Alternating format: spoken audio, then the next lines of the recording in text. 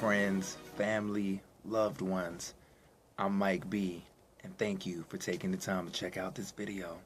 So, today is number 10 of the Raw Reboot Challenge. Yeah, that was some Illuminati stuff right there. Yeah, you know what it is. Full. I'm just kidding. Don't take that offensive. Today's number 10 of the Raw Reboot Challenge. We are officially in double-digit days. Yeah, and it's going smooth. It's awesome. It's been long enough to give myself and other people participating a chance to adjust, really adjust to what's going on. We were getting hit with our symptoms of detox, things like that, adjusting to how we were eating, what we were going to be eating, what we preferred, and it's been going really well. Everybody's been kind of going their own route with it, sticking to it as raw as possible. And some people have, not made it. Some people have hit speed bumps, but it does not mean that you should quit or that you have failed just because you hit a speed bump or an obstacle for whatever reason. You ate some cooked food or whatever. Don't worry about it. Don't think about it in that sense. You got hit with something, just brush that off and keep on moving forward. That's what it's about. It's about keeping on. So you guys are still doing great. I appreciate everybody's effort, everybody's enthusiasm. Certain things about this can be a downer, but just know that you guys have support. Don't be afraid to reach out for any type of support. We are all here for you. So something I want to talk about as quickly as I can is I was, asked a question today, and they asked me what is the difference between being plant-based, or what is the difference between eating vegan and being vegan. And so this is my version of this explanation. You'll find various ones out there from different people depending on what level of vegan they are. I'm a lower level vegan. You have higher level vegans. Don't take this literally. There's no real levels. This is all a bunch of bullshit. But there are people who believe that they are just so far up here that they have to correct everybody in a very, snobby way, which is unfortunate sometimes, but that's just the way it is. Me personally, what you have is you have people who go into the lifestyle for health reasons, health issues. Most of the time it's because they're having health issues or other people around them are having health issues. This was my route. This was the way I got into the lifestyle.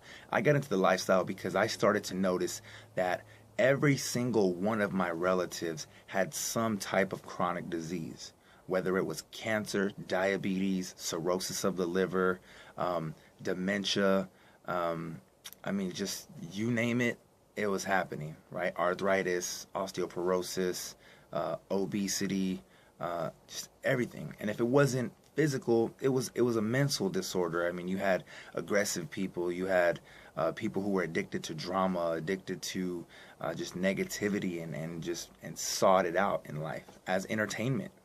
So, and I myself was obese. I never really was clinically diagnosed with any type of specific chronic disease, but I'm sure that I had something, whether it was atherosclerosis, I could have been on the verge of diabetes, I could have had hypertension and not even knew it. I just never went to the doctor. So that was my thing. But I was clinically obese. I was over 300 pounds.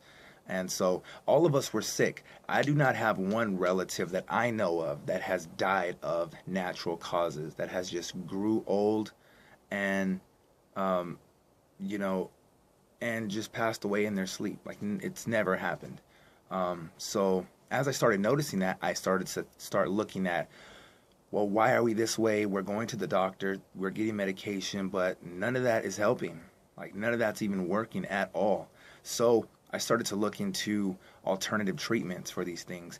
And after studying various things, various remedies for these different solutions, you had specific remedies for specific diagnoses, but you only had one thing that was very expansive, and it would cover all ranges, which was nutrition, true nutrition. And basically it was being able to kickstart your body's natural defenses to fighting diseases or diseases. And so all these things are diseases. Everything that I mentioned, they are all diet related. They are all lifestyle created. That's why they're there. So I started getting into a plant-based diet. I started studying it, researching it, and I found that it has a high success rate at managing, reversing, and even some of the times curing a lot of these chronic diseases that people only believe can be treated and cured with pharmaceutical medications. And so that's why I got into it. And through living this lifestyle, I have been able to help more than a handful of relatives, friends, and associates with their chronic diseases. And the theory has proven to work. So it's no longer a theory that a plant-based diet will in fact help you with almost any disorder or disease that you have. I can't say that it will help with everything, but for the majority of things, this can definitely help. And so, yeah, it's been proven to work countless times, and it's still continuing to work as we speak. And then you have those who get into the lifestyle because of ethical or environmental reasons. People who witness and kind of they become more aware of what's happening to our relatives as far as animals. They are our relatives. They are our cousins. Our other earthlings. They are here with us on this planet, and they are sentient. They are aware of themselves. They do seek happiness, and they do have compassion for each other. A lot of people feel like animals are just wild. They'll just tear each other apart at any. I mean, just go look on freaking YouTube and type in the compassion of animals or animals treating each other kindly. You'll see countless videos of things that are not supposed to be getting along, totally getting along. I just saw a video yesterday of a bear, eating fruit, carrots and apples, and he looks over and he sees a crow drowning in water, and he goes over and he picks up the crow and he takes him out of the water, and then he just goes back to eating his apples and carrots. Like, he didn't want to eat the crow like, oh man, great, free meal, I got you, bro, I'll help you out, yeah, come here buddy, I won't hurt you. No, he didn't do that. He actually went out there, he helped him, he pulled him out the water, and he went back to eating his fruit. So even though bears are omnivorous, they eat other animals, it just didn't happen. So there are plenty of things that happen like that. So but just like people, you have animals that are, some are good, some are not so great. They have personalities. They have individual personalities, just like people. You have good people and bad people.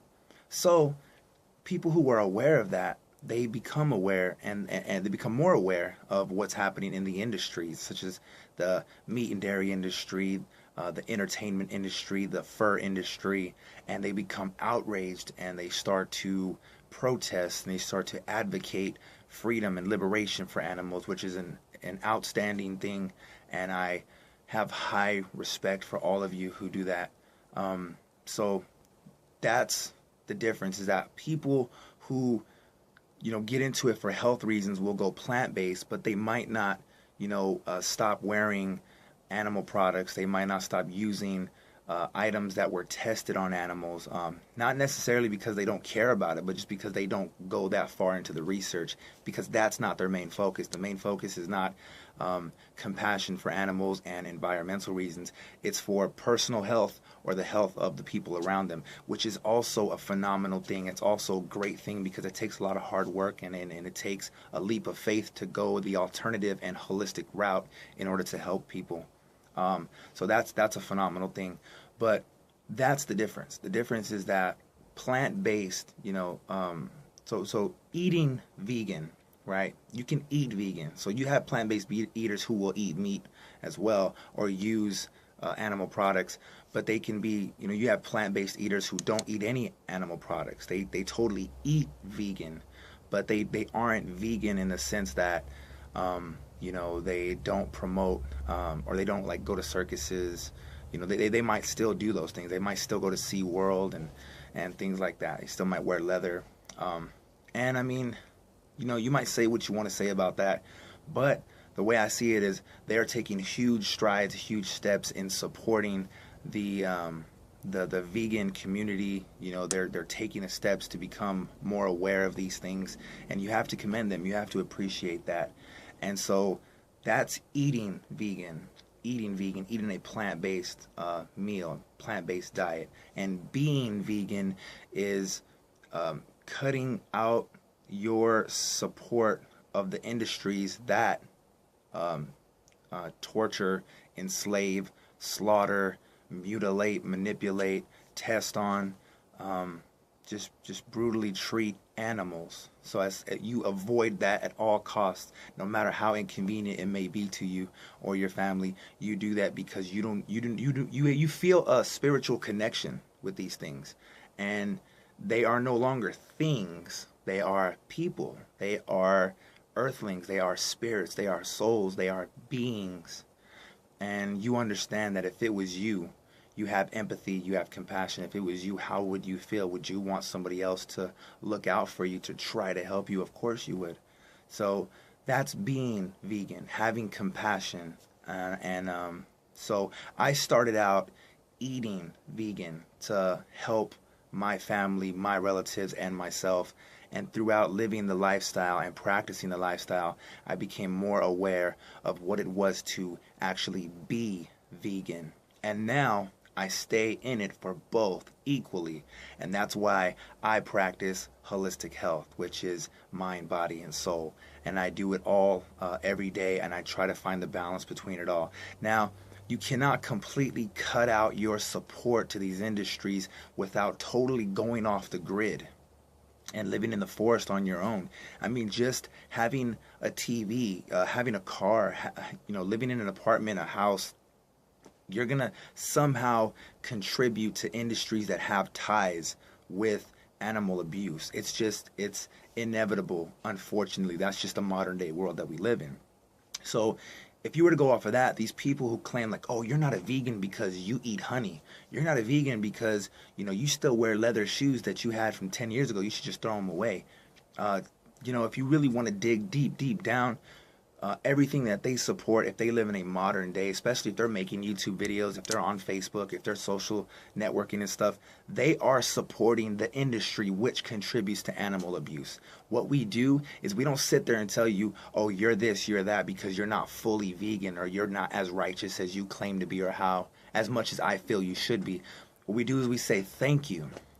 Thank you for doing as much as you possibly can, given your situation, to help animals, to help us, to help fellow earthlings, to help the environment, to help the planet which has given you life. Thank you. And please continue to move forward, continue to educate yourself and evolve so that future generations can be better than us. We are not the peak. We are not anything. We are just an experience. We are experiencing life through these vessels that we call bodies. And you want to experience it as positively as possible, and it will be a phenomenal journey. So I don't put anybody down for saying, oh, you're eating vegan or you're being vegan or you're vegetarian, you're this, you're that. I do try to educate people and show people my passion for eating vegan and being vegan as much as I can, as much as I consciously can. But that's just my little advice, I guess, my little journal write-in for today. So anyways, if you guys have any more questions, if you have any more comments, please feel free to let me know. Contact me, subscribe to the channel, add me on Facebook, all that stuff. So anyways, I appreciate it very much. Thank you so very much for watching. As always, much vegan love. Peace. The Beat Club.